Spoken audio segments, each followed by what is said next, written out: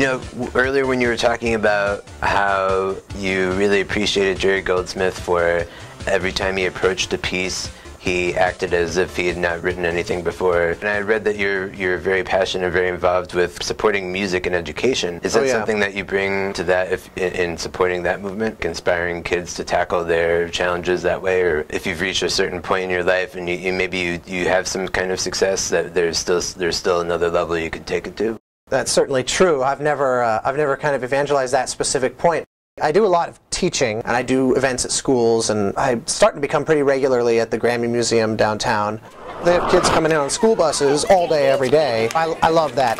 In a more formal capacity, I sit on the board of directors of a nonprofit called Education Through Music Los Angeles, ETMLA.org, 501c3 for anybody looking for tax deductions. Deeply appreciate it. Also, as a side note to that, non-shameless promotion. That's always the best kind. Well, I say non-shameless because I've set up my Bandcamp page so that 25% of it goes to ETMLA. So that's why it's a non-shameless promotion, because I work really hard on behalf of this nonprofit, which the mission of is to basically offer kids what we believe is a fundamentally balanced education growing up. We specifically target early development, and in underserved communities where music is either some fledgling program or it's been gone forever. You know, there's some of these schools that haven't had music in like a decade or more. Which is horrible. I mean, it's unthinkable to me because I've always been involved with music when I was a kid. Anyone probably in their 40s and older almost definitely had some kind of exposure to music and music education growing up. Then once you get into your 30s,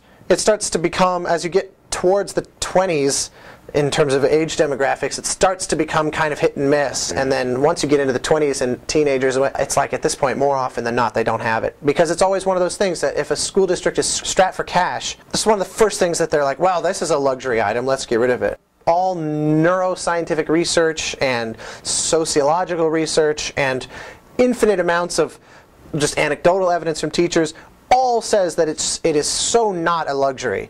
There's no aspect of education that's a luxury. I get that times are tough, but that's why we created this organization. Let's partner with you and bring this program in, and then we figure out how to come up with instruments and all that. If you're going to learn, you know, decimals, the year before you probably studied fractions so that subdivisions of 1 have some meaning to you, and then you can start breaking it down into more kind of mathematically abstract ways. Right, and understanding of that is critical to composing music. Well, yeah, I mean, I just used that as a random example, but you're right. I enjoy music class because it's challenging and fun. I cannot imagine my life without music, and I cannot imagine my life without this program.